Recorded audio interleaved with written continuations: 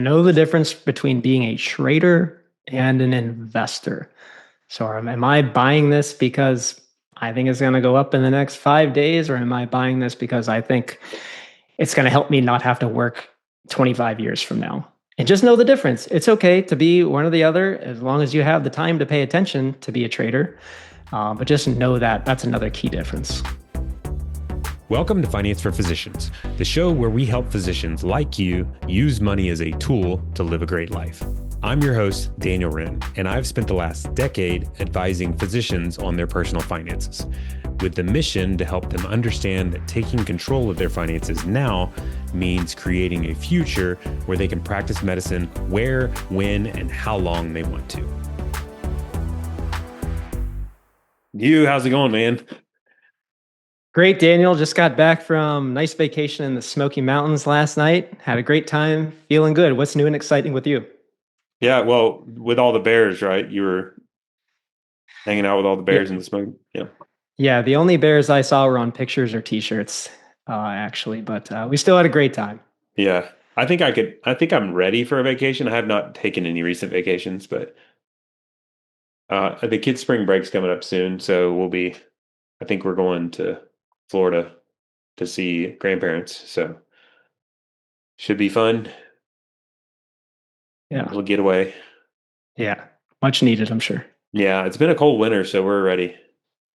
But, well, so we're going to be talking about financial mistakes and in particular how to mess up your finances really, which though you might be thinking, well, why are we talking about how to mess up your finances? We need to talk about how to optimize your finances, which we normally talk about, but really uh, learning about what the mistakes are and the underlying reasons behind those, which we're really going to dig into. If you can understand those, it will put you ahead of the curve. And I think that's half the battle is kind of understanding what not to do so that you can avoid those things. So um anyway, we're gonna go through kind of I don't know if is this priority order. We're gonna go through some of the we'll say like top um issues that we see causing a lot of problems with people's finances, some of the things to look out for.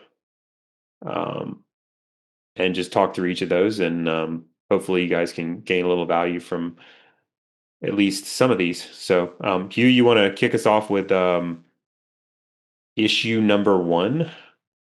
I think, well, let's first establish what we mean by messing up your finances. So Oh, we could yeah, have a good lot call. of fun and go into talking about, how you go bankrupt or even worse, homeless. But I think for purposes of this, messing up your finances, it's gonna be more like feeling like stuck in your job, or there's something you feel strongly about that you want to do, and you just financially can't do it, at least without a major lifestyle change, something like that. But the first one, I'm going to keep a high level theme and then we'll give you some examples. And I'll even throw in a medical analogy for some of these. But the first one, I would liken it to starting a new complex medicine without ever doing your labs or checking your vitals. And in this case, the complex medicine would be making a big purchase, like buying a home, or it could be renovating a home, or even reducing your FTE at work. Something that's going to be a major change for your financial situation. And the vitals or the labs in this situation, really, I think about it in two parts. Number one would be reviewing your balance sheet. So that's what you own, think your cash, your investments, and then on the other side, what you owe. So any student loans that you have or personal debts that you have. And this gives you a good current snapshot of where you stand. And that's really going to be based on what you've already done. And the other part of that, vitals or labs, would be reviewing your cash flow. And I would do this in a data driven way. And think about this as how much you have coming in. Where's that money going? How much is going out? Where is that money going?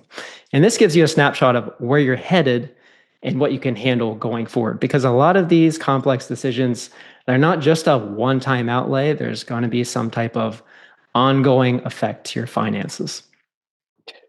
Yeah, and those are not tremendously complex vitals to check. the examples Hugh just gave. So for example, with cash flow, we're not talking about like monitoring your every penny for the rest of your life.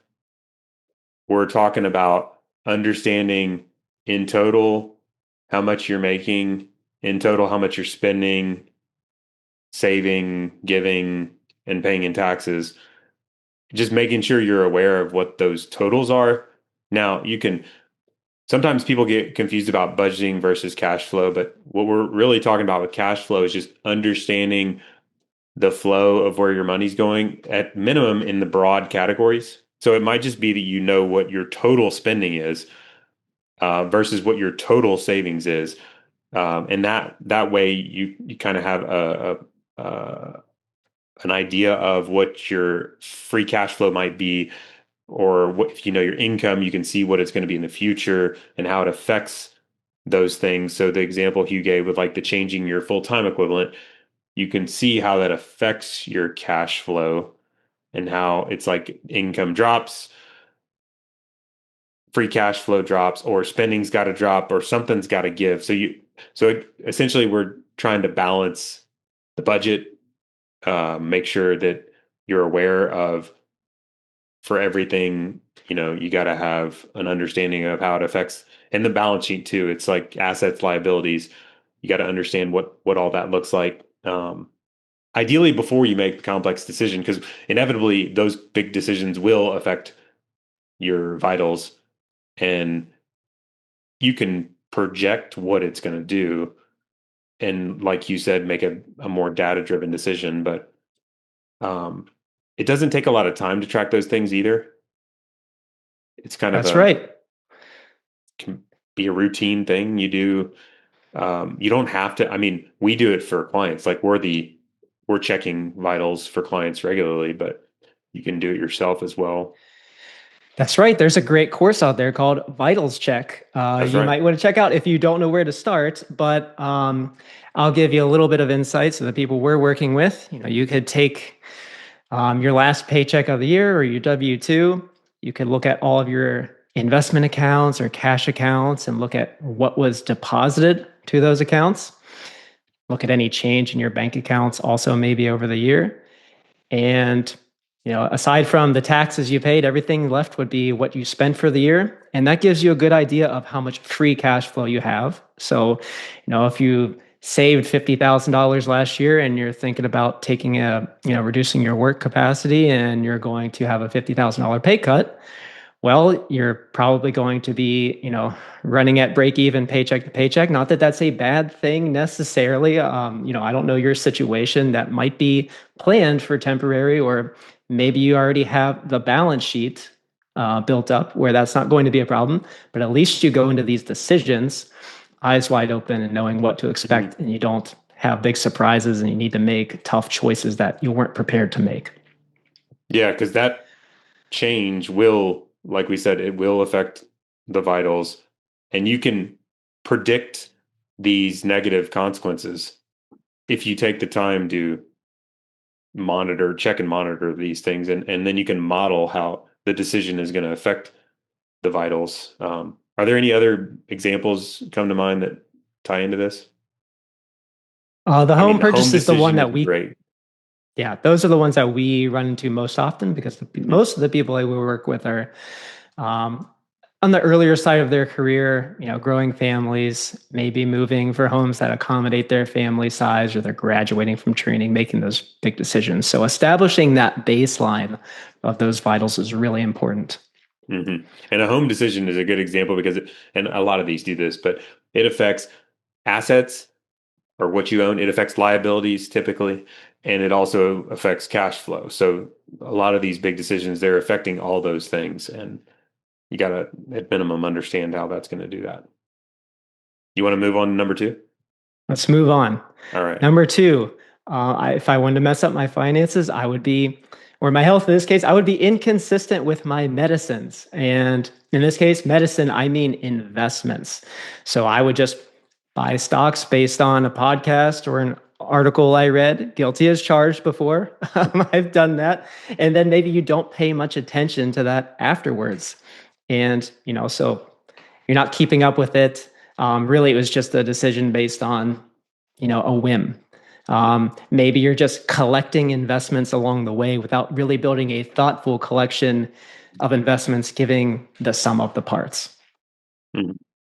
And real estate, I see this with real estate a lot of times, is you kind of shiny objects comes to mind. Like there's a lot of shiny objects with investments, and it's tempting to jump on the thing. And a lot of times you do the analysis one time on the front end usually, and then 6 months later you can't remember exactly why you bought it or what how it's doing, and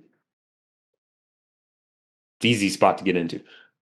That's right. I think the most important thing about that is that you have an investment philosophy. And really, it's one that you can stick to given the time and attention that you're able to give it. So I know that's why I think personally, index funds for the types of people that we work with work really well because you don't have the time to follow along with, hey, what's going on in Iran right now? How is that affecting oil stocks and the economy as a whole? I mean, our work is adjacent to that, and we still don't have the time to keep up with those sorts of things, nor do we have the algorithm active traders, to follow those sorts of things. So um, really, I think it just boils down to something you can stick with. And for a lot of people, that's just own the market in a whole, a way that you believe in, you can stick to, even if it's not going well at the time. And yeah, I think that makes sense for most people. Just being consistent and putting the money in the market. It's like especially important. Well, on the front end, when you choose, make the initial choice and set the plan. But the other point where it's super important is when it gets really volatile and emotional. Like, so for investments, it's like in 2008 was the last really, really big, huge downturn in the market.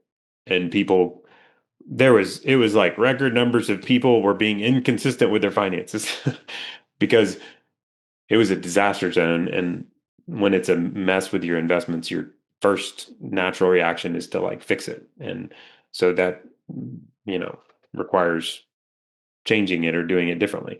That's what the temptation is. But what we're saying is consistency is key, especially in those times.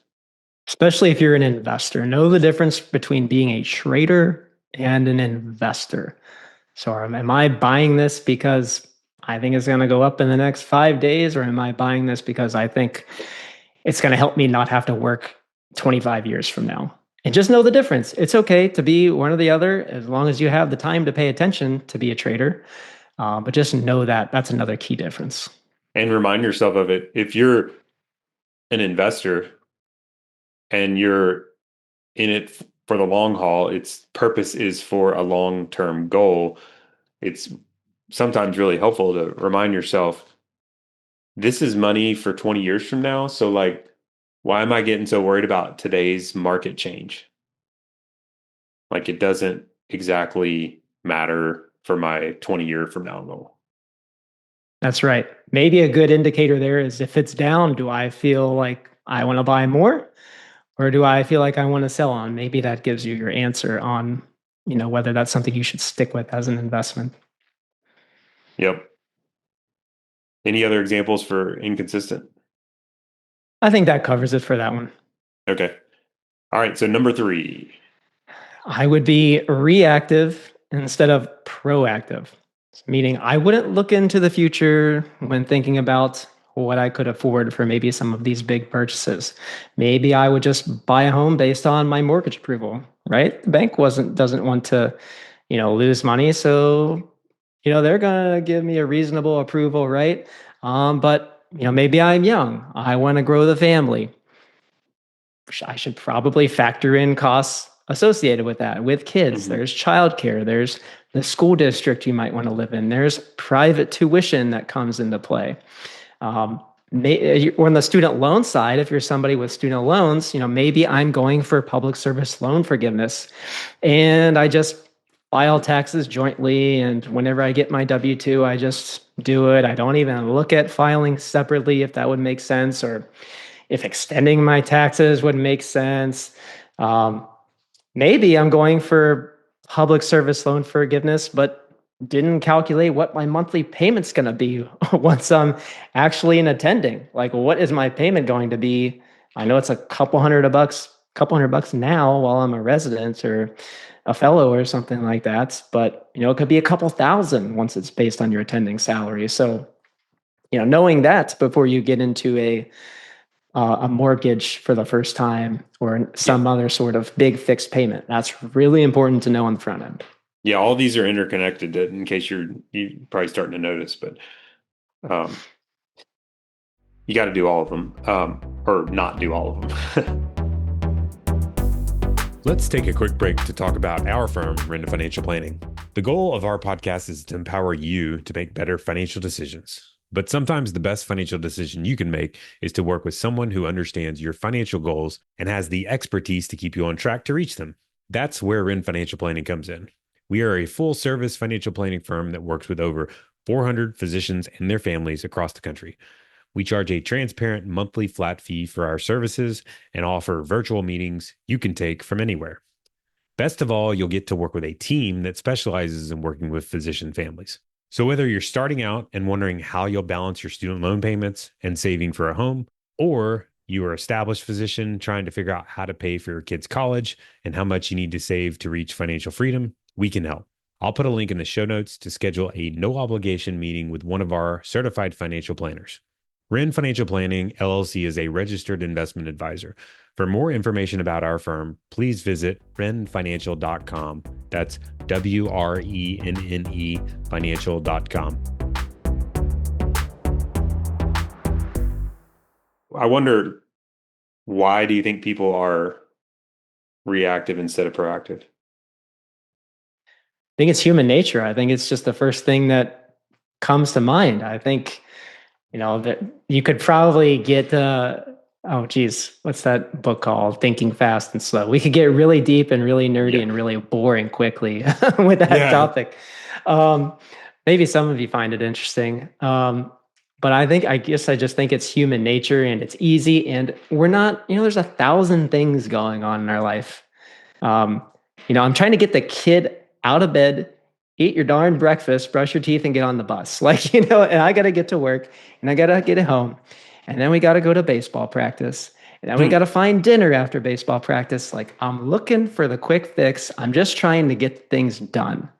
I don't have a ton of time to go deep on every topic. So it really requires either setting aside some time to do research, think about it, look down the road, have those conversations you need to have, think big picture.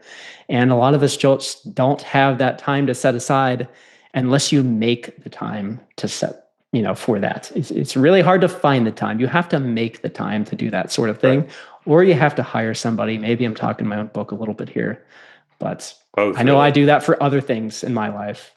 Yeah, I think both. You can do both. Yeah, I was thinking along the same lines, busyness is a big part of it, and it's got to you got to kind of push it up the priority list in order for it to happen. The other thing I was thinking about, this is something we had at our small group for church.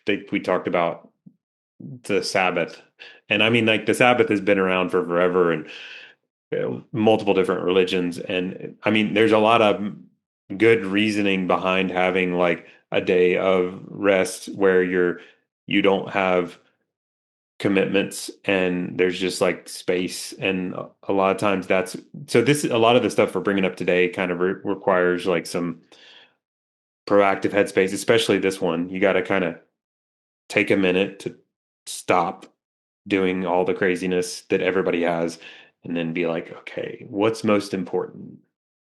Am I doing things to help move me towards what's most important? And if not, what do I need to change? And in order to um, get to that place, I think you have to like carve out the time of like space that's not busy and chaotic, because everybody's busy and chaotic these days. Maybe they always were. I don't know. Yeah, that's right. I mean, there. Yeah, everybody's busy, especially the types of people that we work with. Mhm. The somehow the 36 patient facing hours turns into 40, and then there's all the charting that needs to be done somewhere. Somehow you have to eat, but you get double booked. How does that work? Yeah, how do I have two patients at 9 a.m.? I'm not sure how that's supposed to work, but that happens. Um, my wife's a primary care doc, so I know how these things work behind the scenes a little And bit. So that just very begs easy to for get busy. reactive. I mean, that just asks for being reactive. I mean, you almost have to be reactive when you have overscheduled days. That's right. Yeah, it's tough. Yep, yep. All right. You want to move to four? This is a good one. Uh, yeah. So I would not have any conversations with my partner about what their vision is or what they value. Right. So maybe before we remodel our home, my wife might want to know that I was planning on being a stay-at-home trophy husband Yeah, when we have kids. But that might have been important to the finances. Um, yeah, right. Yeah. It's important to understand their opinions. They have both sides always have opinions and different and values and goals and say so. And a lot of times they're different. That's where it gets interesting. Sometimes we assume the other side has one view. That's dangerous, always. that can really be dangerous. It could really this could really go a lot of different directions, Yeah. not just jobs and income, but it could go on types of things that you wanted to spend money on. Like some people really value traveling, some people are homebodies, and there's you gotta figure out a compromise there. Mm, um, but that's really important to know up front. You might really want to get a boat, and that has ongoing costs, and it also takes a lot of time. And maybe you want to do some other things that involve the family, and you can't be out on the boat for 6 hours every weekend. mm. Really, to make this work, you have to think about it as one family unit and make decisions based on that. Yeah, you got to tie that knot. That's why they say when two become one, it's one unit and look at it like that. And I also, you could kind of look at it like it's transparency, it's communication, it's being on the same page, but also transparency around your finances as well. So, you know, a common concern or not concern, but a common goal or objective is to have, I need a separate account. Um, and there's reasons for that are legitimate, but the challenge is like maintaining transparency, and because transparency is what builds trust. And when you hide stuff, it doesn't. It's the reverse. You lose trust. So not only being on the same page with good conversations open about values and what's most important and where you want to go, but then also taking it to the next level of like, we're an open book here. Like we can see anything at any point in time. And, it's good transparency as opposed to like my money, your money kind of thing. And um, inevitably, one spouse usually is like the quarterback of the finances. That's typically how it works. So it's like, it's easy to just have one spouse kind of just drive the ship and just do the thing. And the other spouse is probably not as interested. And sometimes it takes a little extra work to like loop them in too. And I promise they'll appreciate it and feel, more involved, even though they're not like the finance person.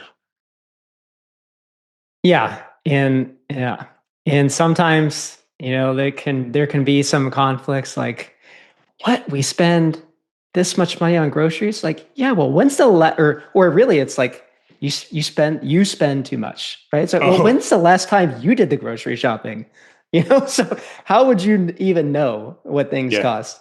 Do you want to have healthy food or not? Or there's a less guilty side of this too, where it's you just didn't have the conversations.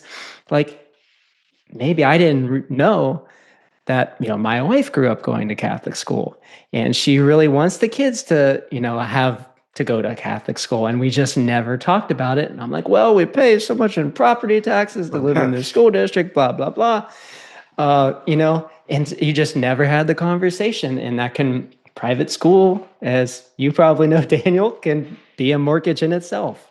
So again, really just important to have conversations and just know where you stand. I think long drives, like long car rides, Yeah. can be decent opportunities to just, it doesn't have to get too deep. You can just start at surface level and see how deep it goes. Just kind of Or talk about or what your visions are. or meetings with your financial planners. We have fun conversations. It's like, be talking about like, well, how do guys feel about funding your kids' education? Just as an example. And it's like one spouse will say, it's really important because I grew up and my family provided for my education, which allowed me the opportunity and put me in such a solid financial position to be able to finish without student loans. And then the other spouse chimes in and they're like, I think it's important for our children to pay for it themselves and to get out loans because that's how I did it. And I learned the work ethic and the hard work and had the discipline to pay them off. And it was a great experience. And I appreciate the value of money. And then you're like, okay, well, I got two different point of views here. And neither are wrong. No. It's just we have to find a way to make them work together. Yep. Yep. All Yep. right, let's move on. All right. So number 5. I would give myself no room for error. So I ran the numbers. I thought of everything I could think of. To the penny. And yeah, and we had the conversations, right? We talked about the private school, all of those things, and we can afford a home that's $850,000. And then, $852,000. oh yeah, that's better. Let's get really precise here. And we'll negotiate in some closing costs as well. And surprise, you had an unexpected kid. You had a That's not major possible. home repair. It didn't Ask happen. me about that one. A major home repair or something like that. Not a planned renovation. Like, oh look, your pipes broke. $10,000. How fun. Um, it could even be something. I think this is a little bit more emotionally charged or difficult, but maybe you were going for public service loan forgiveness and you just absolutely hate it. Like you graduated from residency, you're like, geez, I only need to do another 5 or 6 years or whatever it is. Now my $300,000 loans are gone. But I don't like the job. But my friend's working at the private practice across town, and maybe they treat them so much better. It's so much easier for family life or something like that. But now, if I do that, I'm going to have to pay back these $300,000 of loans, which I was going to end up getting half that forgiven or something like that. So now what do we do? Do we take the kids out of private school? Do we downgrade our home? Which, oh, by the way, now the same home costs $100,000 more. So it's really a downgrade. Now you're really in some tough decisions that you probably weren't prepared to make or you didn't really want to make. Yeah. This is probably my favorite one. I like all these, but I think this is my favorite one, partly because I've messed it up a million times. This is probably the one I have messed up the most, especially like early in on my career because I lean heavily towards perfectionism. This is the perfectionist challenge right here. And so like the area I would constantly mess it up on that comes to mind is budgeting or cash flow. So essentially what I would do over and over again is I would make the perfect budget that accounted for everything. And it was to the dollar. And then I would leave room for the perfect amount of savings. And then everything was going to be perfect because I had the right amount of savings and I had the right amount of spending. But the problem I made over and over again was that I didn't build in any margin. Like I accounted for everything, and it's impossible to account for a future budget. There's always like unplanned. And just the discipline of having to meet a budget to the penny is incredibly stressful in itself. And inevitably you blow the budget almost always, which is discouraging after you do it, you're like, that's a fail again. That's depressing. And then after years and years of doing that, a lot of times you're just like, I'm never budgeting again. This is a disaster. And so it kind of sets you back, you know, even more. All you got to do is build in. Eventually, I learned that from somebody like older and wiser. But it's like all you got to do is put in a little margin, or maybe a lot of margin. It depends on kind of your habits, but put in a little margin and assume it gets spent usually, or typically, and then that all of a sudden you're. So what happens for me now? I always do this now is I build in that little bit of margin, and the margin always gets spent, almost always, and then I'm like, we're right on budget. Perfect. It's not perfect, but it feels like you're having success as opposed to disappointment. All right. We want to move on to the final. This is the final Yeah. one, right? Yeah. Yeah. Let's move Okay. on to the last one. And number Um, 6. yeah. So I would use money I didn't technically earn yet, like a signing bonus that has some strings attached to it. So a lot of the people that we see end up getting a sign-on bonus. Sometimes they're pretty large. It could be $75,000, $100,000, and you have to stay for 5 years to keep Mm, it, or you have to pay it back. Sometimes you get to keep, most of the time, you get to keep like a prorated portion depending on, how long you're there. But a lot of the people, let's say you graduate from training, you get this sign on bonus. You're buying your first house. You use it for the down payment, for the furniture. Maybe your beater car that you've had since high school is broke. You got yourself a new car. You've used the money.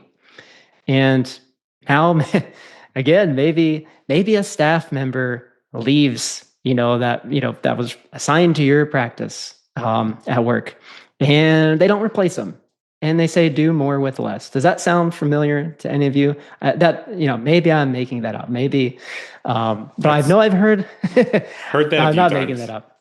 Yes. Uh, yes. So or it could be any reason the job isn't working out. Maybe there's even family reasons you want to move. Maybe it's not the job itself, but you find yourself locked in.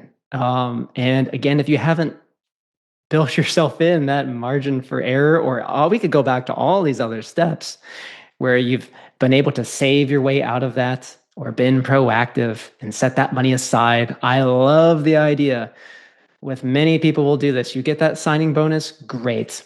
We got an account. We'll call it your signing bonus account. Let's set it aside for if that situation comes up. And now you don't have that hanging over your head. Because that's really what this is. Because if you see, honestly, for a lot of people, if you just see an extra $75,000, we'll stick with that example, in another account, that really doesn't change your feelings about money as much. Or if you use that $75,000 to buy something, it doesn't change your feelings that much. What changes is you don't have something hanging over your head or like you can't do something.